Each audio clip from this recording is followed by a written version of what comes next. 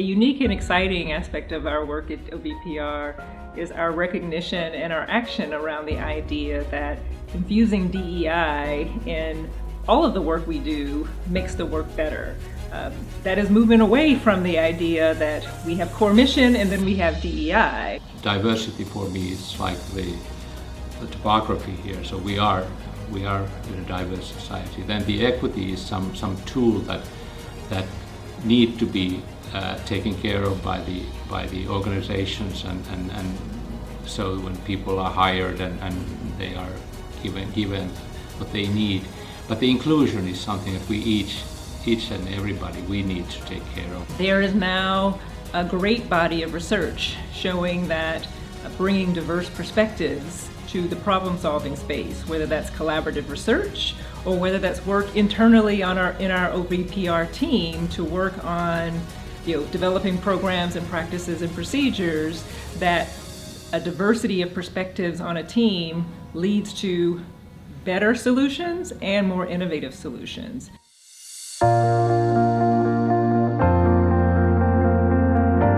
The primary focus was on the internal OVPR community.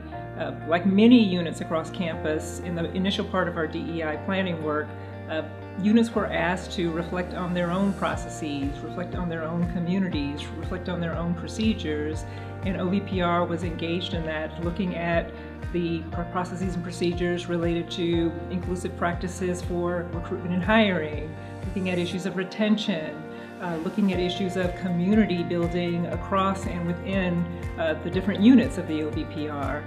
We have a strategic plan that we're working to implement. And under the first iteration of it, there were maybe 6 major priorities, and DEI was one of those priorities. But in working with university leadership and understanding what the university was trying to accomplish with DEI, we actually went back and revised that strategic plan so that DEI was woven into each of our strategic priorities. One of the things that we've done during the time frame for 1.0 is in our hiring processes, remove sort of some of these identifying factors in folks' applications, so that if those of us who are reviewing the applications, if we have any biases, those can be removed and taken out of the equation.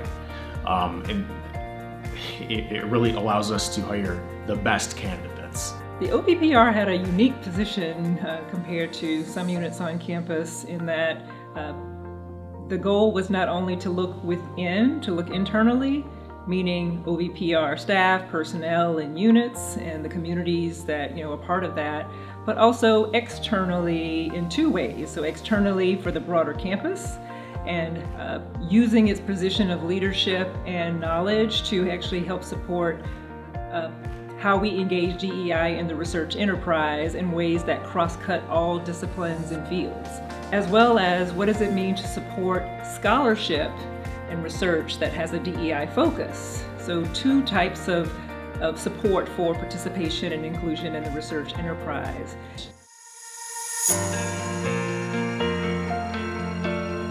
During the course of 1.0, as new leaders, including myself and other colleagues came in, we also saw an opportunity to consider adding to the 1.0 agenda attention to the role of OVPR as a leader across campus and as a leader nationally and globally. So how do we use the knowledge and the leadership position of OVPR, which doesn't directly oversee units, but has knowledge, research-based practices that we can share that would be valuable and useful to the units that we work with, to the individual researchers that we work with, to support advancing diversity in the research enterprise. And then an opportunity also to use the position of OVPR to bring attention to the need for ensuring that the scholarly products that we produce, the scholarship and the research, includes a focus on important DEI topics that are addressing critical social challenges in our society. research lab looks at types of racial stress that are quite common in our day-to-day experiences, but it's forms of racial stress that we aren't always aware of or able to identify readily. So in terms of, we look at perceptions of racial authenticity and how we tend to create racial prototypes for folks and how we expect them to behave based on the stereotypes associated with their group. With that too, that creates a certain set of pressure for people to have to kind of fit those prototypes of how others expect them to behave as well, which can be quite taxing. So the anti-racism grant has been really helpful because it's allowed us to pursue a new line of research in a realm that has never been done before. So it gives us the opportunity to do the very high-risk, high-reward research that at this point in its infancy wouldn't necessarily be fundable by the federal government. So it's been transformative in helping us get our project off the ground as the initial first step to collect that pilot data. I work in the pharmacology department, and I work specifically with opioids, and the project that this money helped get moving off the ground was for developing new rescue agents. So when somebody overdoses on a drug, the EMTs usually come and give them a reversal agent to rescue them and prevent them from dying. And I'm trying to make something that works faster, lasts longer, and hopefully could save more lives. Having these grants to support DEI initiatives and to support research means that university really cares about research and DEI, and that's really helpful to know that the university is willing to put forth funding to support these things. It helped me bridge some funding. We got sent home for 3 months, I think.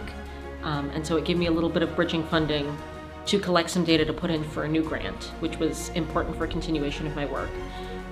It also meant that I could hire a student, 2 students actually. So I hired 2 people to come work for me for that summer to help collect that data that I needed to put in for the next grant. So it helped keep me afloat, and it helped employ 2 undergrad students for the summer. The evaluation and assessment process was very eye-opening, because even with the last 2 years of engaging with units to have them report, we were still able to learn what units had been doing since DEI 1.0 initially began. And we know moving forward into DEI 2.0, that engaging units, planning with them, helping them create their own plans out of the gate, doing that up front will keep us in a position where we have that line of sight. We're able to support units where we need to. We're able to collaborate across units where we want to, and we're really able to elevate work that's being done in a way that we had never been able to do that before. A lot of the work that we did toward the end of DEI 1.0 dealt with infrastructure. We put a foundation in place that allows us to build upon the things that we know are important, not just at a central OVPR level, but also for individual units. I think with each iteration of planning and reporting, we were able to learn how better to do it. What's the most effective way to ensure that we're reaching out to units, we're supporting them, but that we're also learning and understanding what they're doing and what's going on within their units. As someone who really believes that my work is very much at the intersection of engagement with society and equity, it was encouraging to me that I got the opportunity to speak with leadership off the bat about how to think about opportunities for my team to contribute to DEI 2.0, and it's been really exciting to start launching some of those plans.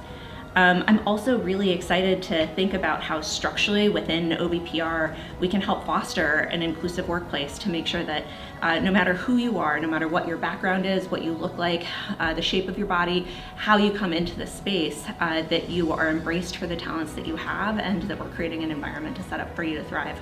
We have created a space where people can be vulnerable, and to me, DEI is about connecting with one another on a heart level. And the only way that you can begin to kind of do that is to start sharing your stories with one another. And so now that we have that space, I've seen my department grow. I've watched us become more mindful of one another.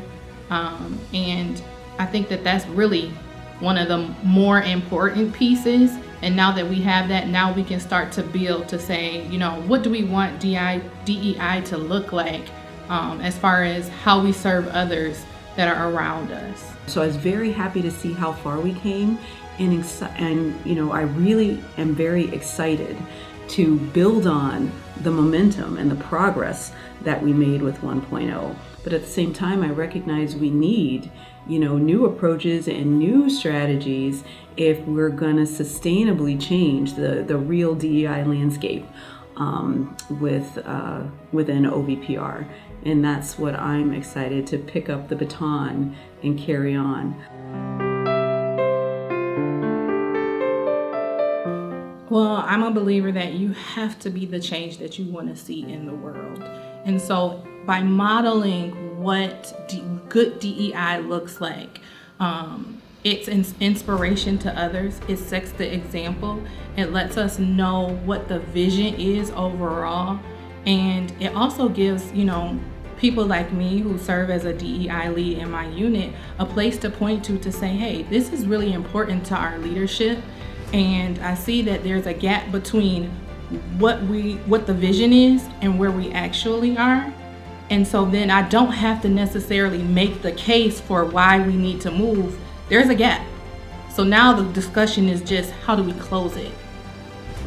Equity cuts across all of these spaces. And if we don't think about how to build equity and inclusion and belonging and justice into all of the initiatives at the baseline, we risk perpetuating systemic inequities. So that's where I want to see. I want to see action in terms of hiring and retention. I want to see action in terms of continuing to foster inclusive climate by doing things like celebrating wins and also developing new programming. And I really want to see resources go towards making sure that this work is embedded across all of the important things that this university does. So there's a variety of ways to go about addressing the metrics for DEI or how you approach DEI. And so I think being more open to input from the variety of voices that are in our office, the variety of voices around campus, to try to figure out better ways to do this. That's something that can only come from being aware of DEI, weaving it into our goals and our mission as an office, and continuously talking about it in everything we do.